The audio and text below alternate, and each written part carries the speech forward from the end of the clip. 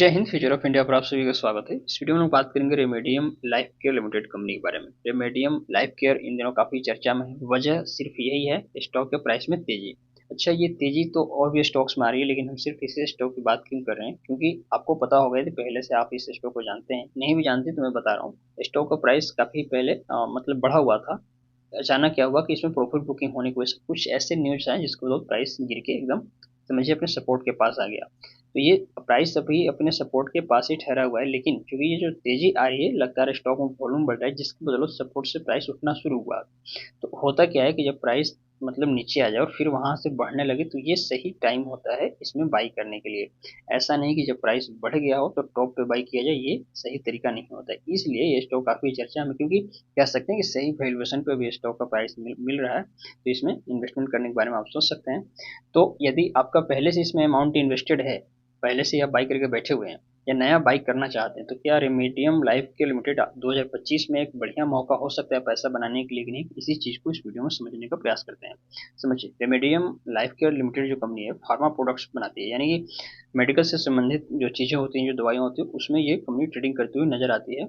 कामकाज देखिए काफी बढ़िया है, क्योंकि फार्मास्यूटिकल्स जो कंपनियां हैं या उनके सेक्टर में जो काम करने वाली कंपनी है, आपको पता है कि फ्यूचर में इनका डिमांड हमेशा रहेगा, डिमांड कम होगा नहीं। और जिस चीज़ का डिमांड ज़्यादा रहेगा, उसके शेयर की प्राइस बढ़ेगी, ज़ाहिर सी बात है। तो इसके हिसाब से तो आप इसमें इन्वेस्टमेंट कर सकते हैं। इसके अलावा अगर मार्केट फंडामेंटल्स भी देखेंगे, तो फंडामेंटल्स भी ओवरऑल आपको ठीक नजर आएगा। तकरीबन 250 करोड़ के आसपास का वैल्यूएशन है कंपनी का, जो कि इसको एक सेफ जोन में रखती है। पेनी स्टॉक की कैटेगरी में तो इसको नहीं रखेंगे।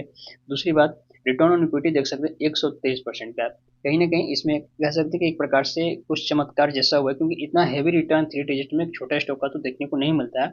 तो कहीं यही एक वजह हो सकती है कि अचानक से जो स्टॉक में तेजी आया था, जिसके बाद शुरू में बताया प्राइस में फिर से करेक्शन देखने को मिला। लेकिन अब जो तेजी फिर से आने लगी है, इसकी बदौलत ये रिटर्न फिर इस स्टॉक में दोबारा आपको देखने को मिल सकता है। तो इस चीज को मैं बताऊंगा कहाँ पे आपको बाई सेल करना रहेगा। अभी देखिए, एक सेल के चार्ट पर हम लोग आए हैं। एक सेल के चार्ट पर देखिए, समझ में आएगा कि प्राइस लगातार लोअर लो बनाते हुए नीचे आ रहा था, लेकिन एक समय ऐसा है जब प्राइस जाके यहाँ पे अपने सपोर्ट पे ठहर गया और यहाँ पे आगे कंसोलिडेट करने लगा। अब प्राइस इसके नीचे नहीं आ रहा है। कहीं ना कहीं देखेंगे तो प्राइस यहाँ से आपको उठते हुए दिख रहा है, प्राइस यहाँ से ऊपर जाते हुए ही दिख रहा है। तो इसका मतलब ये हुआ कि ये जो तेजी देखने को मिल रहा है वो रियल है, फेक नहीं। क्योंकि अगर फेक होता तो ये जो वॉल्यूम बढ़ते हुए दिख रहा है, ये जो वॉल्यूम आप देख रहे हैं, वॉल्यूम इतना नहीं बढ़ता। दूसरा, ये जो डाउन ट्रेंड देख रहे हैं, ये डाउन ट्रेंड कंटिन्यू होता, प्राइस इसके नीचे भी जाता है। ऐसा नहीं कि इसके नीचे जगह नहीं है। मैं यहाँ पे दिखा देता हूँ, 5 साल के टाइम फ्रेम पे देखेंगे तो 5 रुपए पे अभी इस कंपनी का शेयर प्राइस ट्रेड कर रहा है। लेकिन अगर डाउन ट्रेंड ये कंटिन्यू होता, प्राइस 5 रुपए के नीचे भी आता, अपने इस लेवल के आसपास आ जाता, जो कि ये आप लाइन देख रहे हैं, तकरीबन 1 रुपए 2 रुपए के आसपास। लेकिन यहाँ तक प्राइस नहीं आया, मतलब स्टॉक में मजबूती है। और क्योंकि प्राइस 5 रुपए तक ठहरा हुआ है, इसका मतलब ये होगा कि 5 रुपए से ये प्राइस ऊपर उठेगा और फिर से ऊपर जाते हुए दिखेगा। अचानक से इतनी बड़ी तेजी नहीं आ जाएगी, लेकिन जैसे ये 5 रुपए के आसपास है, 5 से 10 रुपए के बीच में स्टॉक का प्राइस कुछ दिनों तक कंसोलिडेट करेगा। और जब इसको ब्रेक करेगा 10 रुपए के लेवल को, तब फिर से प्राइस यहाँ तक जाने का दमखम रखता है। और ये स्टॉक जो है, जिस कैटेगरी में, जिस सेक्टर में कंपनी काम करती है, जिस तरीके की कंपनी का फंडामेंटल है, जिस उसके हिसाब से ये इसमें तेजी आएगी। अब कुछ और भी बात मैं आपको इस स्टॉक के बारे में बता देता हूँ। देखिए, स्टॉक का सेल्स काफी अच्छा चल रहा था, स्टॉक में खूब सेल्स हो रहा था। लेकिन क्या हुआ, पिछले 2 क्वार्टर्स देखेंगे तो कंपनी के सेल्स में गिरावट देखने को मिली है। यही वजह है कहीं ना कहीं कंपनी के शेयर प्राइस में गिरावट देखने को मिला है। लेकिन ये जो सेल्स है, आपको पता है कि क्वार्टर्स के नंबर हर 3-3 माह पे आते रहते हैं। तो ये जो अगला क्वार्टर का नंबर आएगा, उसमें हो सकता है कंपनी का सेल्स फिर से आपको बढ़ते हुए दिखे। और सेल्स बढ़ेगा, जाहिर सी बात है, फिर शेयर प्राइस में तेजी आएगी।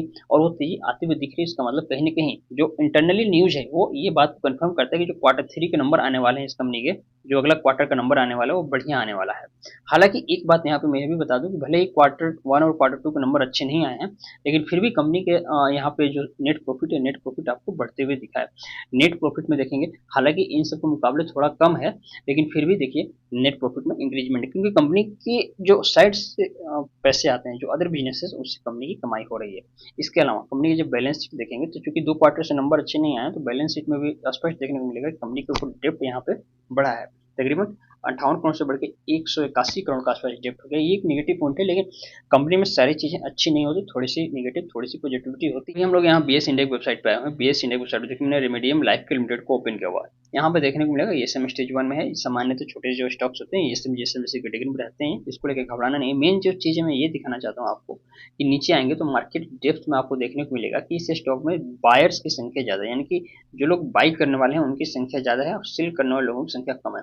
जैसे मैंने बताया कि स्टॉक में वॉल्यूम बढ़ रहा है, नए नए बायर्स आ रहे हैं, वो चीज़ यहाँ पर स्पष्ट होती हुई देखने को मिल रही है। बीएससी का साइड झूठ नहीं बोलता। ये देखिए, इसका मतलब ये है कि स्टॉक आपको लगता है अपर सर्किट में देखने को मिलेगा, अपर सर्किट में देखने को मिलेगा।